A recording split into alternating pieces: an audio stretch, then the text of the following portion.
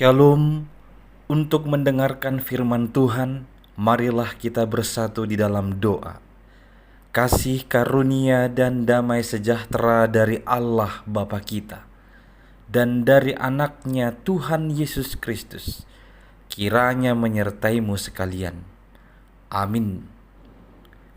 Ayat harian untuk kita pada hari Jumat 28 November 2025 tertulis di dalam kitab Roma pasal 11 ayat 36.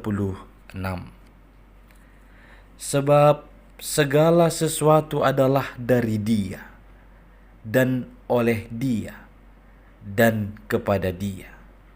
Bagi Dialah kemuliaan sampai selama-lamanya.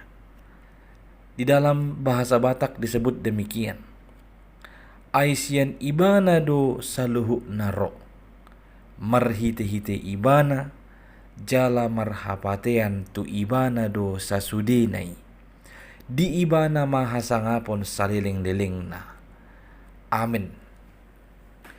Jemaat yang dikasihi oleh Tuhan Yesus Kristus, kita patut lebih sungguh berdoa kepada Tuhan, mengingat apa yang dialami oleh saudara-saudara kita yang ada di Sumatera, khususnya yang ada di daerah Tapanuli Tengah, sebagian Tapanuli Selatan, Tapanuli Utara, bahkan sampai di kota Medan dan Aceh, yang saat ini sedang mengalami kesakitan, menangis, menjerit minta tolong karena bencana yang sedang mereka alami.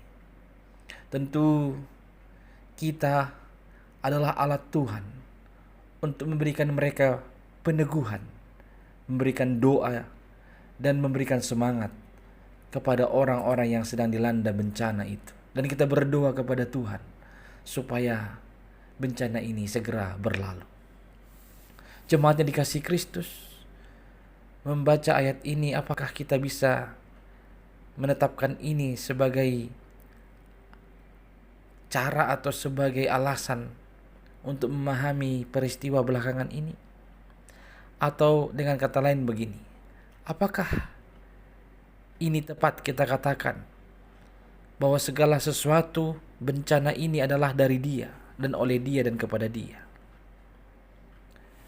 Tentunya adalah kurang tepat jikalau kita mengartikan seperti itu.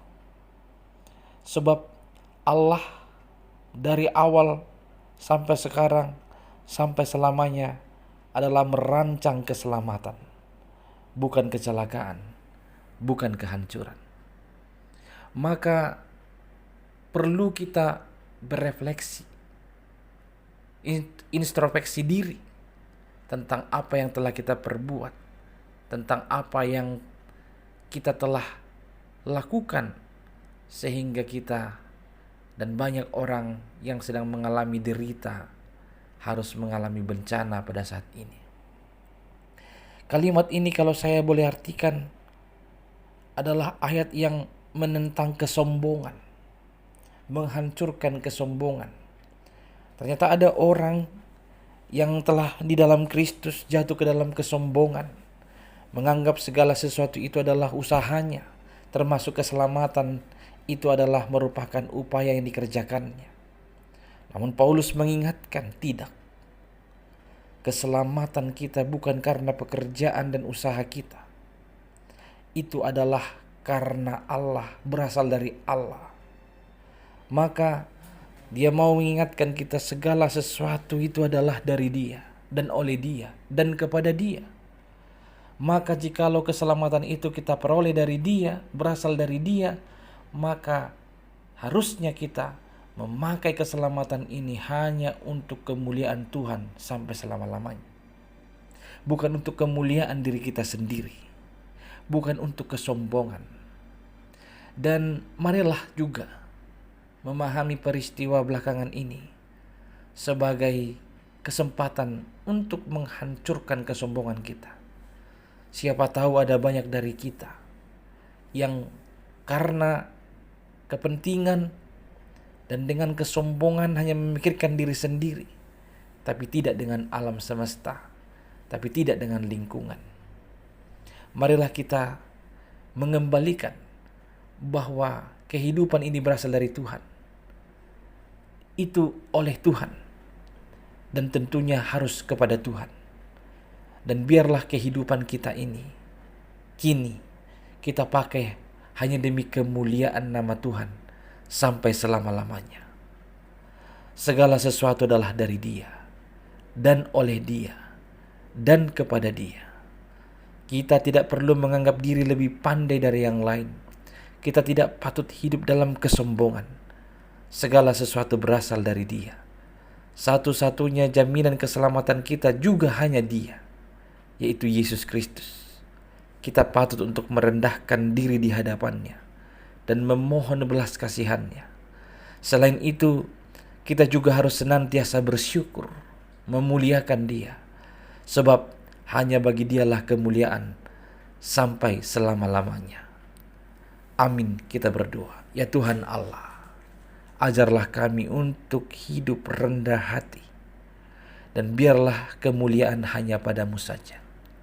Jauhkan kami dari kesombongan, memikirkan diri sendiri, dan menganggap kami ada hanya karena kekuatan kami.